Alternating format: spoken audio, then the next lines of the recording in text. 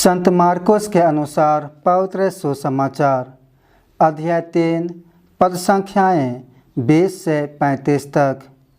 ईसा घर लौटे और फिर इतनी भीड़ एकत्र हो गई कि उन लोगों को भोजन करने की भी फुर्सत नहीं रही।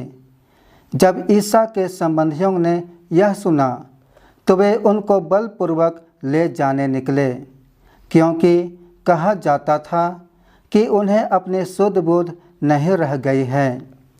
यरूशलेम से आए हुए शास्त्री कहते थे, उसे बेलजेबुल सिद्ध है और वह नरकदूतों के नायक की सहायता से नरकदूतों को निकालता है। ईसा ने उन्हें अपने पास बुलाकर यह दृष्टांत सुनाया।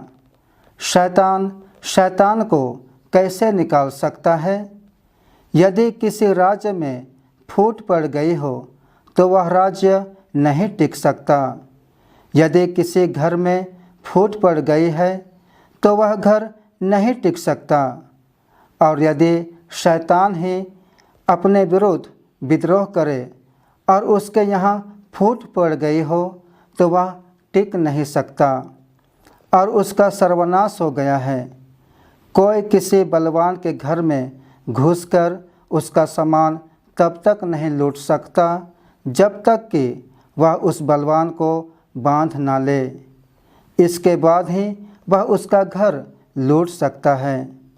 मैं तुम लोगों से यह कहता हूँ, मनुष्य चाहे जो भी पाप या ईश निंदा करे उन्हें सब की क्षमा मिल जाएगी, परंतु पवित्र आत्मा की निंदा करने वाले को कभी भी क्षमा नहीं मिलेगी।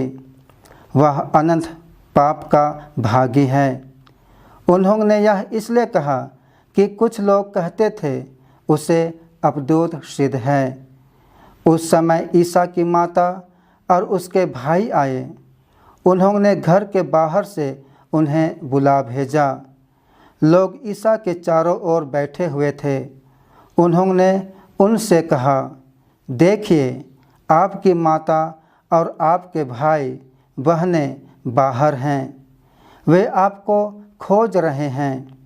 ईसा ने उत्तर दिया, कौन है मेरी माता, कौन है मेरे भाई?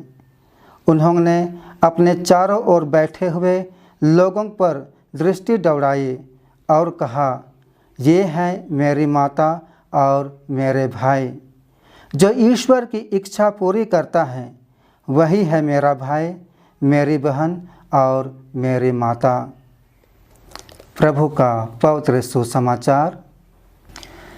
क्रिस्त में माता पिता एवं भाइयों बहनों, हमारे आदि माता पिता आदम और हेवा ने शैतान के बहकावे में आकर ईश्वर की आज्ञा भंग की।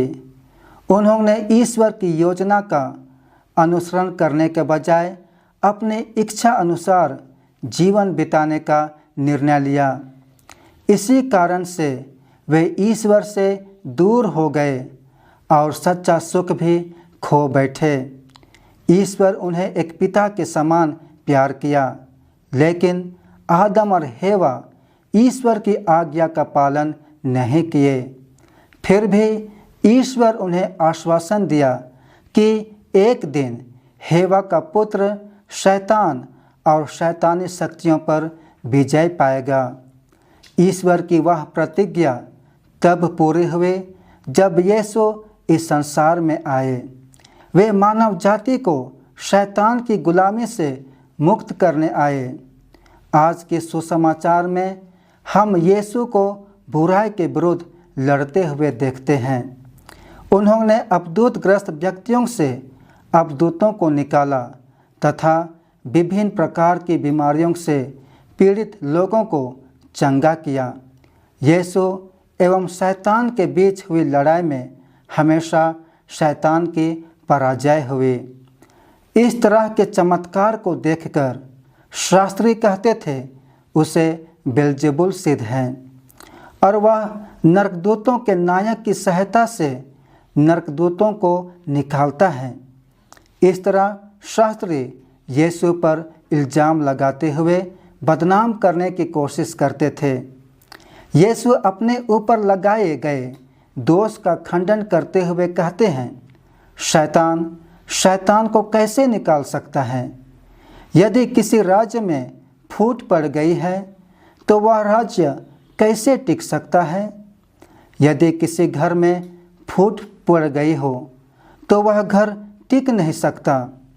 और यदि शैतान अपने ही विरुद्ध विद्रोह करे और उसके यहाँ फूट पड़े तो वह टिक नहीं सकता, उसका सर्वनाश हो जाएगा।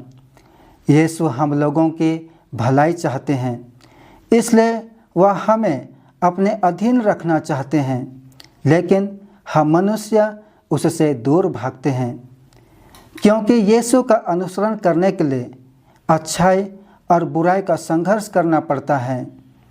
अच्छाई और बुराई के संघर्ष में हम बहुधा बुराई की ओर भटक जाते हैं और हमारा संबंध ईश्वर से टूट जाता है। हमारा संबंध ईश्वर के साथ पानी का टंकी और पौधा के समान है। पानी ईश्वर है और हम सब पौधा हैं। जब पानी का पाइप टूट जाएगा तो पौधा को पानी नहीं मिल पाएगा और पौधा सूख जाएगा। इसी प्रकार हमारा संबंध भी ईश्वर से टूट जाता है। कैसे टूटता है? पाप के कारण। जब हमारा संबंध ईश्वर से टूटता है तो हमारा संबंध दूसरों के साथ भी टूटता है, कलीसिया एवं परिवार के साथ भी, प्रकृति के साथ भी हमारा संबंध टूट जाता है। पाप के कारण हमें बेचैनी लगती है, मन अशांत रहता है, कुछ भी अच्छा नहीं लगता है, बाधाएं उत्पन्न होती हैं, तनाव महसूस होता है, किसी चीज़ की कमी महसूस होती है और ऐसे समय में हम क्रोधित हो जाते हैं। क्रोधित व्यक्ति को कुछ भी अच्छा नहीं लगता है, क्योंकि हमारा संबंध ईश्वर से टूट गया है। हमारा संबंध अपने आप से भी टूट जाता है, इसलिए तब हमारा मन भारी भारी सा लगता है। यह पाप हमारे आत्मा को अशुद्ध कर देता है, हृदय में धब्बा लगा देता है। ये धब्बा धीरे धीरे बढ़ता जाता है और हमें गलत चीज़ों को कराता है। काम करने में मन नहीं करता है, बेचैनी लगती है। इसलिए मन को शांत करने के लिए लोग नशा करते हैं या मोबाइल में बिजी रहते हैं ताकि वह दूसरों से बच सके, क्योंकि दूसरों से उसका संबंध टूट गया है। घर में बातचीत नहीं होती है। इन सभी बीमारियों की दवा क्या है? कि हमें ईश्वर के साथ पुनः जुड़ जाना है। जब तक हम ईश्वर से नहीं जुड़ेंगे मन अशांत रहता है। भीतर से हम क्या हैं कोई नहीं जानता है। बाहर से तो हम सज धज के आते हैं, अपने आप को सुंदर बनाते हैं, लेकिन हमें अपनी आत्मा को भी सुंदर बनाना है। कैसे? पाप स्वीकार के द्वारा एवं ईश्वर की इच्छा पूरी करके। जब यीशु अपनी माँ से, अपने परिवार से दूर हो गए थे तो उनकी माँ मरियम बेचैन थी। उनके मन में शांति नहीं थी, क्योंकि लोग यीशु के बारे में तरह तरह की बातें कर रहे थे। शास्त्री कहते थे कि उसे बेलजेबुल सिद्ध है।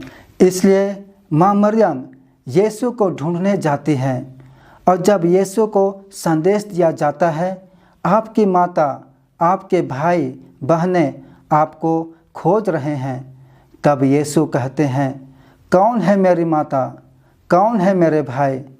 और तब उन्होंने अपने चारों ओर बैठे हुए लोगों पर दृष्टि दौड़ाई और कहा, जो ईश्वर की इच्छा पूरी करता है वही है मेरा भाई, मेरी बहन और मेरी माता। इसलिए हमें ईश्वर की इच्छा को पूरी करने के लिए तत्पर रहना है। ईश्वर की इच्छा क्या है? ईश्वर की इच्छा यह है कि हम उनकी आज्ञा का पालन करें तथा उन पर दृढ़ विश्वास करें। आइए तब हम प्रार्थना करें कि हमें ईश्वर आज्ञा पालन करने के लिए पवित्र आत्मा का उजाला प्रदान करे। आमीन।